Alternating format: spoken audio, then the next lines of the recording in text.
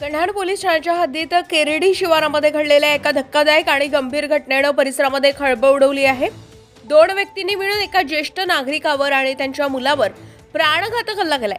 लाकडी काडी आणि फावड्याचा वापर करत त्यांनी मोठ्या क्रूरतेनं हल्ला करून दोघांनाही गंभीर जखमी केलाय। बुधवारी 1 जानेवारी 2025 रोजी सकाळी सुमारे 8 वाजता केरेडी गावातील ज्ञानेश्वर काशीराम खंडार वय वर्ष 70 हे आपल्या शेतात गहूला पाणी ओलत होते। शेतातील काम सुरू असताना आरोपी प्रकाश बाबूराव खंडार वय वर्ष 51 यांनी आपल्या ट्रॅक्टरद्वारे ज्ञानेश्वर यांच्या गव्हाच्या शेतातून धान भरून नेले। यामुळे गव्हाचे मोठ्या प्रमाणावर नुकसान झाले। ज्ञानेश्वर यांनी हा प्रकार पाहून आरोपींना रोखण्याचा प्रयत्न केला आणि यावर आक्षेप घेतलाय। मात्र हे ऐकून आरोपी प्रकाश आणि त्यांचा भाऊ लक्ष्मण बाबूराव खंडार वय वर्ष 44 यांनी अत्यंत रागाच्या भरात ज्ञानेश्वर यांच्यावर लाकडी काठीने हल्ला केलाय। इतकंच नव्हे तर त्यांचा मुलगा त्यांना वाचवण्यासाठी धावून गेला असता त्याच्या डोक्यावर फावड्याने गंभीर वार करून त्यालाही जखमी केलाय।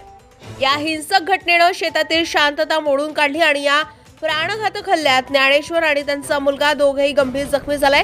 घटनेनंतर ज्ञानेश्वर खंडार यांनी कन्हाड पोलीस स्टेशनमध्ये तक्रार दाखल केली। या तक्रारीनुसार पोलीस निरीक्षक राजेंद्र पाटील यांच्या नेतृत्वाखाली सहाय्यक पोलीस निरीक्षक रोशन बावणकर आणि त्यांच्या पथकाने तात्काळ हालचाल करत आरोपी प्रकाश खंडार आणि लक्ष्मण खंडार यांना अटक केली आहे। दोन्ही आरोपींवर भारतीय दंड संहितेच्या कलमांतर्गत खुनाचा प्रयत्न, गंभीर जखमी करण्याचा प्रयत्न आणि इतर संबंधित आरोपांसाठी गुन्हा दाखल करण्यात आलाय। सध्या या प्रकरणाचा तपास वेगाने सुरू असून आरोपींना कायद्याच्या कचाट्यातून शिक्षा होईल याची ग्वाही पोलिसांनी दिलेली आहे। ही घटना एक सामान्य वादातून उग्र स्वरूप घेतल्याचं स्पष्ट करते। अशा घटनांमुळे ग्रामीण भागातील शांततेला धक्का बसतो आणि कायद्याचा आदर राखणं किती महत्त्वाचं आहे याचं महत्त्व पुन्हा एकदा अधोरेखित होते। गजा महाराष्ट्र 24 न्यूज करिता ऋषभ बावणकर, कन्हाड।